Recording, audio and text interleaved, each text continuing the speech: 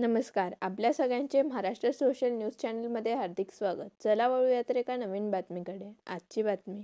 आशा स्वयंसेविका व गट प्रवर्तकांचे थकीत मानधन तात्काळ द्यावे या प्रमुख मागणीसह महाराष्ट्र राज्य आशा व गट प्रवर्तक संघटनेने धुळ्यात आवाज उठवला आहे.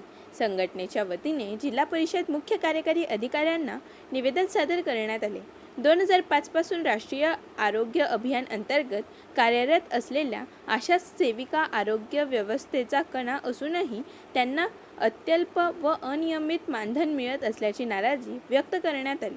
संघटनेच्या ठळक मागण्या: मानधन वाढवून नियमित देणे, गट प्रवर्तकांना किमान 36,000 वेतन, आशा सेविकांना शासकीय दर्जा व किमान 26,000 वेतन, निवृत्ती वयोमर्यादा 65 वर्षे व निवृत्ती लाभ, प्रसूती रजा, मोबाईल भत्ता व दिवाळी बोनस, 10 वर्षांनंतर कायमस्वरूपी सेवा, दर महिन्याच्या ठराविक तारखेला मानधन देण्यात यावे व अतिरिक्त कामानुसार भत्ते देण्याची ही मागणी करण्यात आली आहे.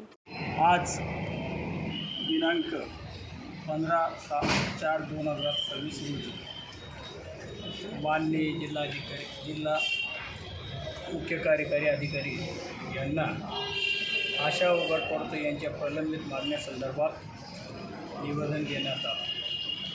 निवेदनात जे आशांचं ऑक्टोबर महिन्यापासून केंद्र शासनाचं मानधन हे थकीत असून ते मानधन त्वरित मिळावं. केंद्र शासनाने 2018 पासून केंद्राच्या मानधनात वाढ केली नाही, ते मानधन त्वरित देण्यात यावं. तसेच ऑनलाईनची सक्ती शासनाकडून केली जाते, परंतु ऑनलाईन कामासाठी त्यांना मोबाईल फाईल टॅब देण्यात यावा. तसेच दिवाळीच्या वेळेस जे प्रलंबित मागण्या आहे आमच्या, दिवाळी भाऊबीज म्हणून 5,000 गट प्रवर्तक आशांना देण्यात यावं आणि शासनाने आशा व गट प्रवर्तक यांना किमान वेतनाचा कायदा करण्यात यावा. गट प्रवर्तकांना 36,000 रुपये किमान वेतन, आशांना 26,000 किमान वेतन देण्यात यावं. तसेच इतर मागण्याचे निवेदन आम्ही आज रोजी माननीय मुख्य कार्यकारी अधिकारी साहेबांना सुपूर्द केलं आणि त्यांना विनंती केली की आमच्या निवेदनाचे मागणी ह्या शासनापर्यंत तसेच मुख्यमंत्री आणि आरोग्यमंत्रीपर्यंत पाठवावे अशी विनंती केली आणि त्यांनी मान्य केलं आणि तुमच्या भावना आणि त्या मागण्या आम्ही शासनापर्यंत पाठवू असं त्यांनी आश्वासन दिलं.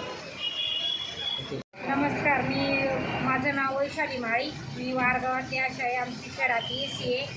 तर आम्ही इथं